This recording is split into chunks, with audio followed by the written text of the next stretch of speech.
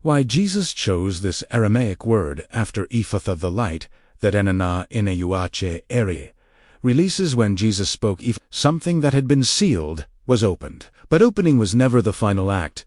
It was the preparation for what came next. Because an open door in the dark is still a door in the dark. What Jesus understood and what the Aramaic tradition preserved with extraordinary precision is that opening and illuminating are two distinct but inseparable commands. The second word is enanura, and it means, I am the light.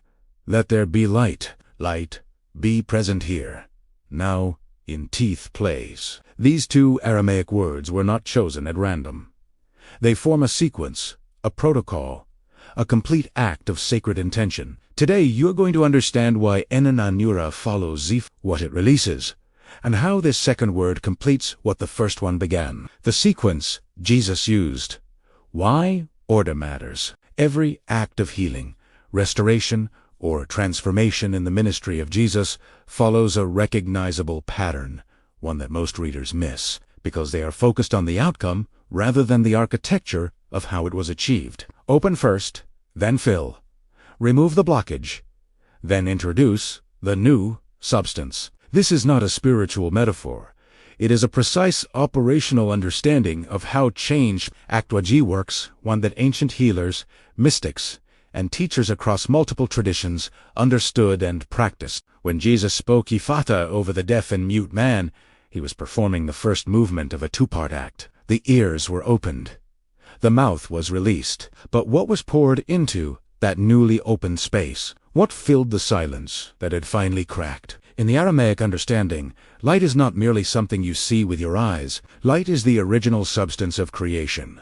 The first thing called into existence, the animating principle behind all that lives and moves and thinks. When Jesus said enanura in the Aramaic form that his tradition used, he was not describing a physical phenomenon. He was invoking the original creative force of the universe and directing it into a specific place.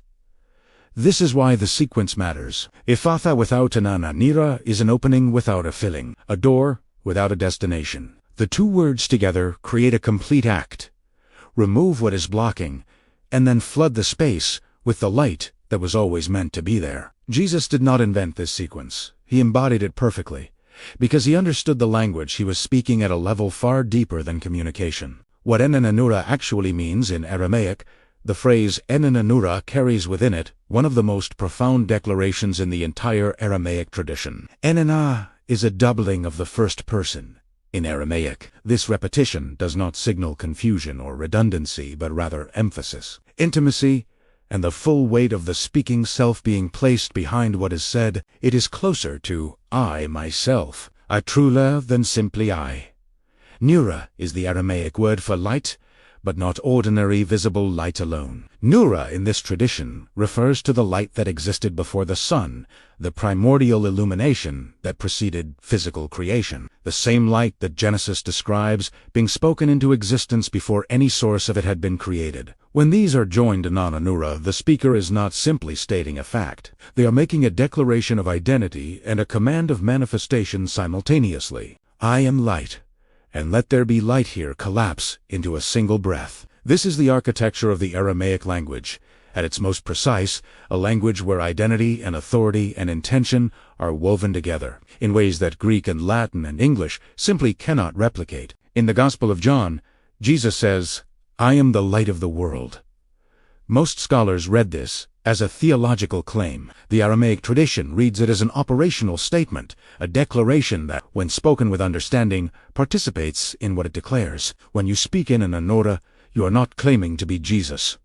You are aligning yourself with the same light that he identified with, the same primordial creative force that he directed into dark and broken places. What we are touching here is the surface of a teaching far older than any translation. Those who are already feeling something stir in them.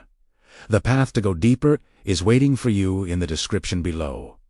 Light as a force, the Aramaic understanding of NUHRA in the modern world. Light is understood primarily as a physical phenomenon. Electromagnetic radiation, photons, wavelengths, measured in nanometers. This understanding is accurate, but it is also profoundly incomplete when placed alongside what the ancient Aramaic tradition meant by NUHRA. For the mystics and teachers who formed the world Jesus was born into, light was the fundamental substance of reality itself, not a byproduct of the sun, but the original material from which existence was shaped. The opening verses of Genesis do not say that God turned on a light switch. They say that God spoke, and light existed. The Hebrew and Aramaic traditions preserve this understanding with great care. Light is spoken into being. It is a response to a voice. It is obedient to intention. NUHRA, in this framework, is not something you observe from a distance. It is something you participate in. When you speak the word, you are not pointing at light from the outside. You are calling it from within, because the ancient teaching holds that the same light that was spoken at the beginning of creation is present as a potential in every human being. This is the connection to John's Gospel. In him was life, and that life was the light of all mankind. Not the light of some mankind. All. The implication is that this light is already present in every person, waiting to be activated, waiting to be spoken into the specific places where darkness is settled. ENA-NA is not an invocation of something external. It is an activation of something internal. This distinction is everything, because it transforms the word from a prayer into a declaration, from a request into a command, spoken from a place of deep and legitimate authority. If what you are hearing is activating something you have always known but never had words for, there is a complete path available. For those ready to work with ENA-NA and EPHPHATHA using the correct sound and full protocol, the link is in the description. What enanura fills? The darkness it addresses. Just as EPHPHATHA was understood to address not only physical deafness, but every form of sealed perception, ENA-NA was understood to address not only physical darkness, but every form of inner and outer obscurity. In the ancient Aramaic worldview, darkness is not the absence of light in a passive sense.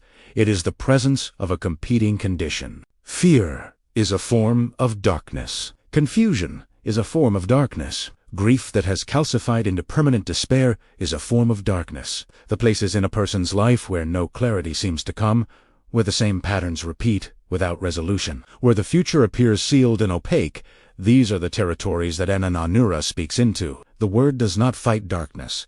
It does not argue with it or negotiate. It simply declares the presence of something that darkness cannot coexist with. This is why the sequence with EPHPHATHA is so precisely designed.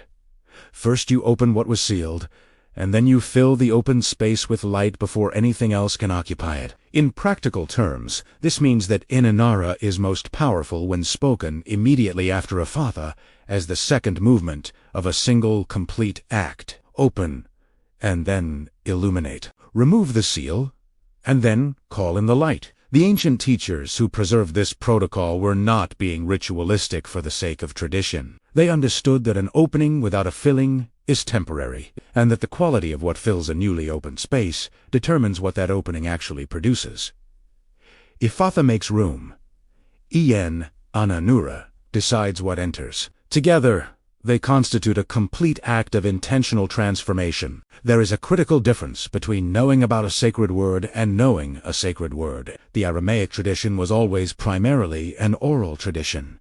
It was transmitted through breath, sound, repetition, and the living presence of a teacher. This is precisely why Jesus preserved these words in their original form rather than translating them into the common language of his time. He was protecting something that lives in the sound, not only in the meaning. For a modern person approaching EPHPHATHA and ENA-NA, this creates both a challenge and an invitation. The challenge is that information alone is not enough. Reading the translation, understanding the theology, even feeling moved by the explanation, none of these constitutes working with the word. The invitation is to cross the threshold from learning about into practicing with. And that crossing requires three things that the ancient tradition identified clearly. The correct sound, because the vibration of each word carries a specific resonance that meaning alone cannot convey. The correct intention, not emotional intensity, but clear, steady, directed awareness of what you are addressing when you speak. And the correct protocol.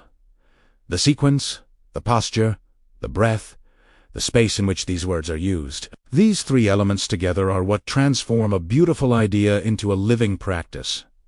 Without them, enanura is a phrase. With them, it is what Jesus demonstrated it to be, an act of spoken light that participates in what it declares. The question is always the same.